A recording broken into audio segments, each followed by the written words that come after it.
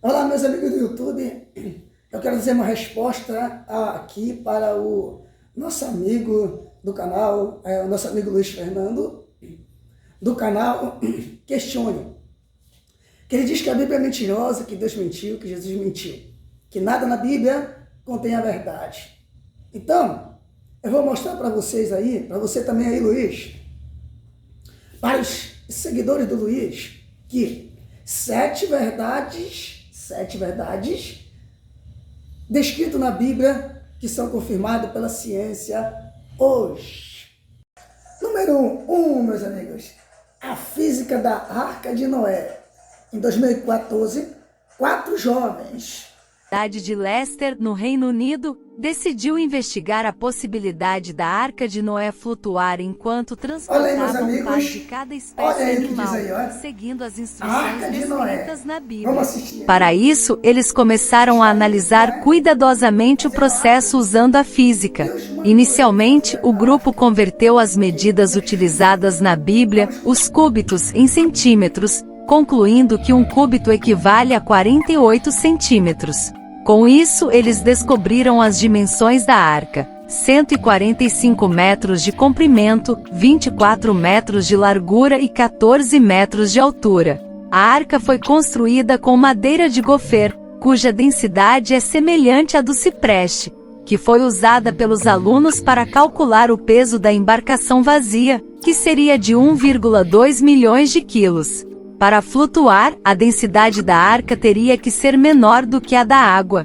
Com base em suas pesquisas, os estudantes concluíram que a arca poderia transportar 51 milhões de quilos, o que significa que ela teria sido capaz de transportar um casal de cada espécie animal existente na época de Noé. Número 2. Reservatório de Siloé. No livro de João, há um relato da cura de um cego por Jesus, que teria usado água do reservatório de Siloé. Por muito tempo acreditou-se que esta história era apenas uma metáfora para ilustrar o poder de Jesus em curar os doentes. No entanto, em 2005, encanadores descobriram um reservatório de água na cidade velha de Jerusalém, exatamente no local descrito por João. Arqueólogos confirmaram que se tratava do reservatório de Siloé, mencionado na Bíblia. 3.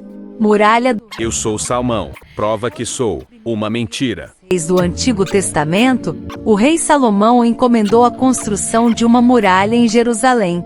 Em 2010, arqueólogos da Universidade Hebraica de Jerusalém descobriram partes de uma grande muralha. Segundo a arqueóloga Eilat Mazar, podem confirmar a descrição bíblica da época do rei. A muralha, encontrada em um local chamado Ofel, entre a cidade de Davi e a parte sul do monte do templo judaico, tinha 70 metros de comprimento, 6 metros de altura e incluía uma guarita de segurança e uma torre. 4. Torre de Babel. O relato da Torre de Babel em Gênesis 11 narra a construção da torre pelos descendentes de Noé, que desejavam eternizar seus nomes e alcançar os céus. Deus repreendeu a atitude de soberba, confundindo as línguas faladas pelos povos da terra. Recentemente, um estudo sobre uma pedra encontrada na antiga Babilônia, cerca de um século atrás, pode comprovar a existência da Torre de Babel. O objeto apresenta um desenho de uma torre com degraus e uma pessoa segurando uma lança e usando um chapéu de cone, além de um texto que diz Zigurate, que significa monumento em forma de pirâmide ou Templo da Babilônia. O professor da Universidade de Londres, Andrew George, afirmou que a pedra, datada do século 6 a.C., mostra a primeira imagem real da Torre de Babel, evidenciando as 7 camadas da estrutura e identificando o imperador Nabucodonosor II como responsável por sua construção. O objeto também revela detalhes da construção da estrutura, semelhantes aos descritos na Bíblia. 5. Pôncio Pilatos. Pôncio Pilatos, o governador romano responsável pela condenação de Jesus de acordo com o Evangelho, teve seu nome encontrado em uma placa de pedra descoberta por arqueólogos em Cesareia Marítima. uma antiga cidade romana ao longo da costa do Mediterrâneo em Israel.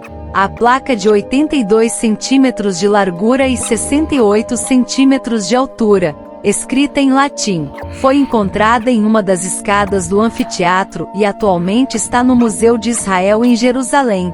A inscrição diz: Pôncio Pilatos, prefeito da Judéia, dedicou ao povo de Cesareia um templo em honra a Tibério. Esta informação coincide com o reinado do imperador Tibério entre os anos 14 e 37 d.C. e é consistente com o relato bíblico descrito no Novo Testamento, onde Lucas se refere a Pilatos como governador romano da Judéia durante o reinado de Tibério César. A descoberta arqueológica confirma a existência histórica de Pôncio Pilatos, um personagem importante da história cristã. 6.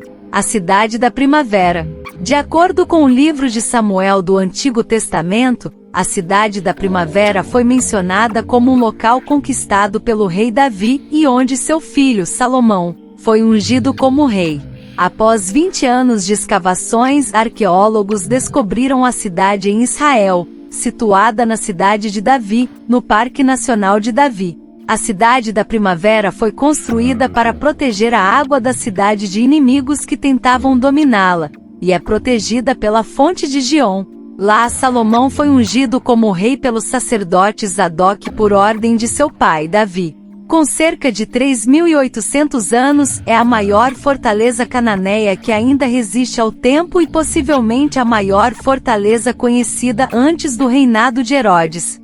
Os arqueólogos da Autoridade de Antiguidades de Israel acreditam que essa descoberta pode fornecer informações importantes sobre a vida na região no passado antigo.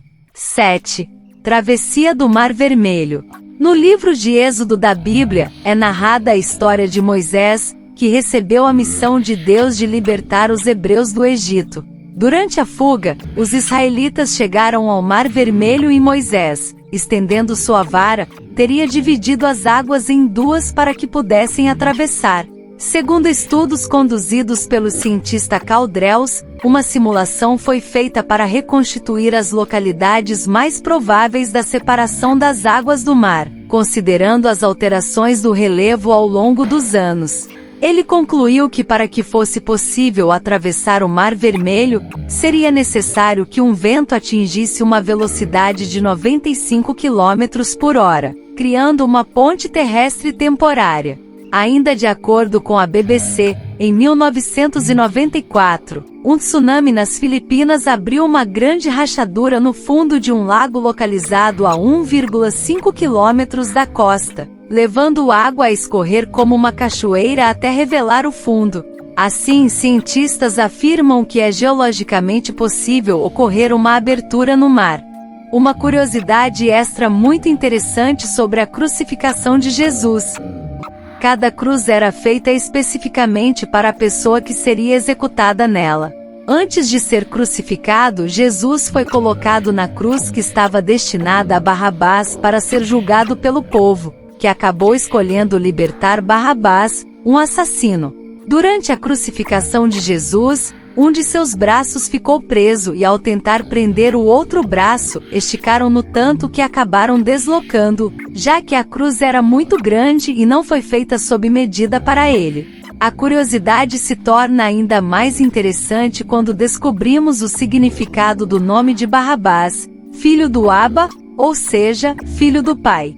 Nós também somos filhos do Pai. Aquela cruz foi feita sob medida para mim e para você. Mas Jesus escolheu carregar, morrendo em nosso lugar para que pudéssemos ser salvos. Essa história é mais um exemplo do amor de Jesus por nós. Gostou desse vídeo? Então deixe seu like e se inscreva no canal para receber mais conteúdos como esse. Deus te abençoe.